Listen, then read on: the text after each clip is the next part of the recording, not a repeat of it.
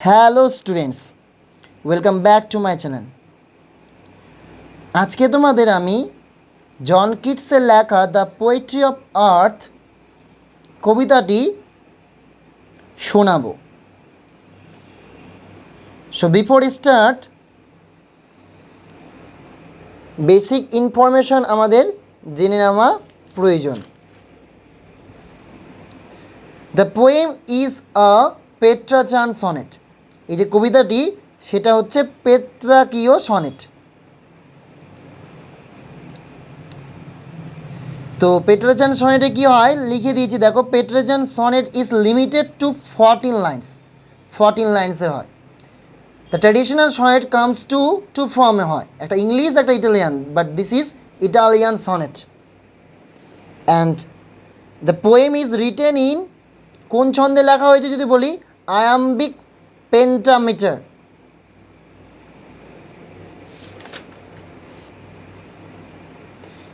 And the rhyme scheme in this poem is A B B A A B B A C D E C D E. So আমি এখানে করেও দিয়েছি, ডেডের সাথে মেট আর সানের সাথে run, A A B B A B B A, লিডের সাথে উইট আর ডানের সাথে ফান। এখানে দেখো A B A B B A, এটা হচ্ছে octave part. In this poem we find two parts. First 8 lines you call it octave, and next 6 line you call it sestet. তাহলে এবার কবিতাটি দেখো। The poetry of earth is never dead. The poetry means basically কবিতা, but in this poem poetry means music. The poetry of earth পৃথিবীর গান is never dead, কবু হবে না কো শেষ। তো কবি এর দ্বারা কী বোঝাতে চেয়েছে? কবি বলতে চেয়েছেন প্রকৃতির গান কখনো থামে না, এই গান চিরকাল চলতে থাকে। প্রকৃতি সর্বদা গান আর সঙ্গীত সৃষ্টি করে। প্রকৃতিতে সবসময় কী হয়? গান হয়। সেটা থ্রু মেনি বার্ডস, অনেক পাখির দ্বারা, মেনি ইনসেক্টস, অনেক পতঙ্গের দ্বারা। এই গান কিন্তু সর্বদা চলতে থাকে, কারোর দ্বারা স্টপ হয় না, অর্থাৎ থেমে যায় না। এই ছিল প্রথম লাইনের মানে।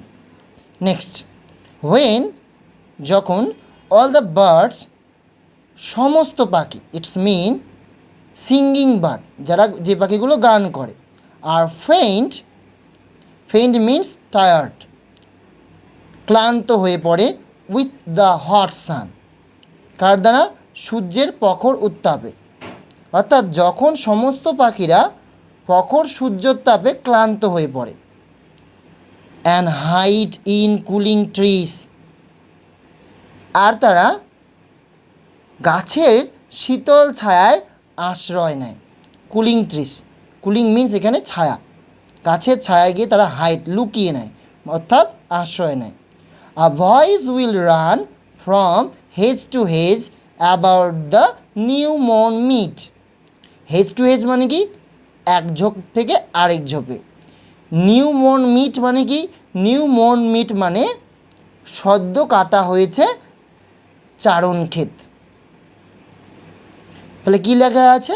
আ voice will run from hedge to hedge about the new মর্ন মিট। তখনই কে যেন গান গায় সদ্য ঘাস কাটা চারণ ক্ষেতের ঝোপে ঝাড়ে।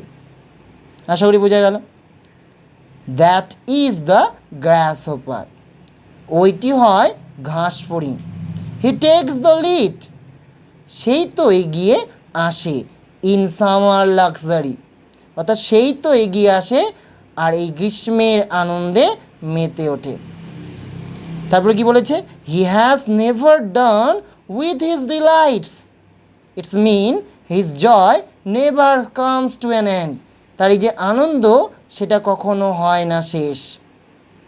For when tired out with fun, fun মানে আনন্দ, যখন সেই অতিরিক্ত আনন্দ করতে গিয়ে ক্লান্ত হয়ে পড়ে, হি রেস্ট, সে বিশ্রাম করে, at ease beneath some pleasant weed. At ease মানে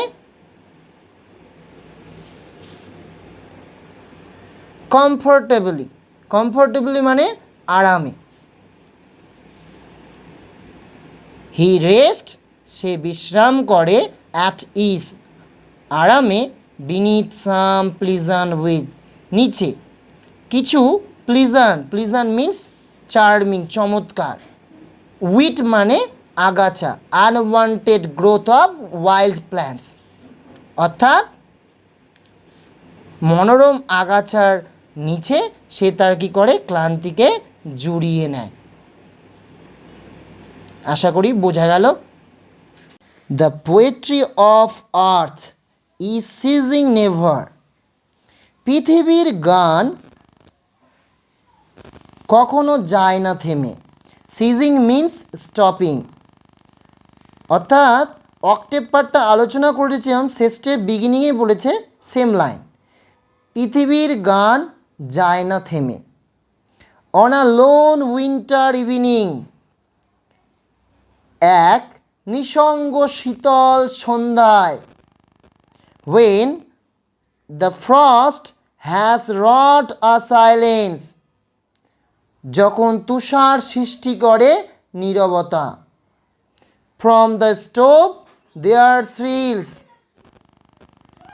stove means ঘরকে গরম করার চুল্লি, বিকজ সেটা ইউরোপিয়ান কান্ট্রি, সেখানে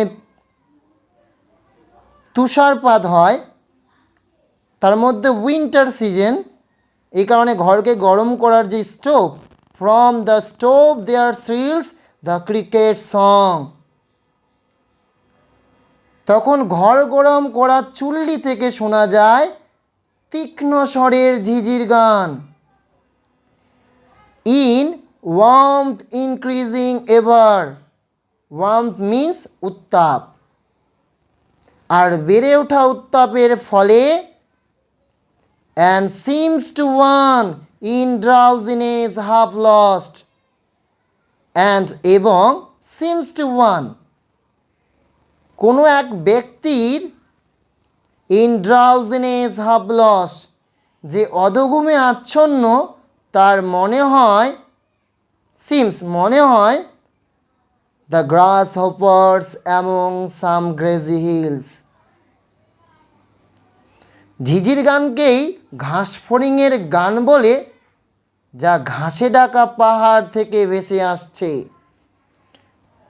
the grasshoppers among some grassy hills, grassy means ঘাসে ঢাকা, হিল মানে পাহাড়, ঘাসে ঢাকা পাহাড় থেকে ভেসে আসছে।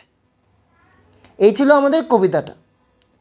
অ্যান্ড কবিতার মেইন থিমটা কি সেটা শোনো। তাহলে আমরা কি পেলাম, nature is full of music, প্রকৃতি সঙ্গীতে পূর্ণ, though the season change, the music and the poetry of earth never change, ঋতু পরিবর্তিত হয় কিন্তু এই পৃথিবীর যে গান সেটা কখনো পরিবর্তন হয় না। আর কি পেলাম, neither the hot sun of summer nor the frosty atmosphere of winter can affect on nature, তো না পারে সেই গ্রীষ্মের সেই সূর্যের প্রখর উত্তাপ বা শীতের সেই পরিবেশ প্রকৃতির উপর কোনো প্রভাব ফেলতে। আমরা দেখলাম when all the songbirds are exhausted by the heat of the sun, যখন প্রখর সূর্যের উত্তাপে যখন সবগুলো পাখি ক্লান্ত হয়ে পড়ল, that time we feel, আমরা অনুভব করলাম, now দ্য মিউজিক স্টপ, এখন গান থেমে যাবে। বাট উই ফাইন্ড, আমরা খুঁজে পেলাম, দ্য গ্রাসহপার লিড দ্যাট টাইম, সেই সময় কিন্তু গ্রাসহপার লিড করলো। Like same in winter the little cricket text the lead, একই রকম শীতকালে দেখলাম ছোট্ট ক্রিকেট, সে কিন্তু ঝিঝি পোকা, সে তার দায়িত্বটা পূরণ করলো। অর্থাৎ বলছে nature is full of music, প্রকৃতি সবসময় সঙ্গীতপূর্ণ, এটা কখনো থেমে যায় না। This is the main theme of this poem. আশা করি ভালো লেগেছে। যদি আমার চ্যানেলে আপনি নতুন হয়ে থাকেন তো please subscribe my channel and share with your friends.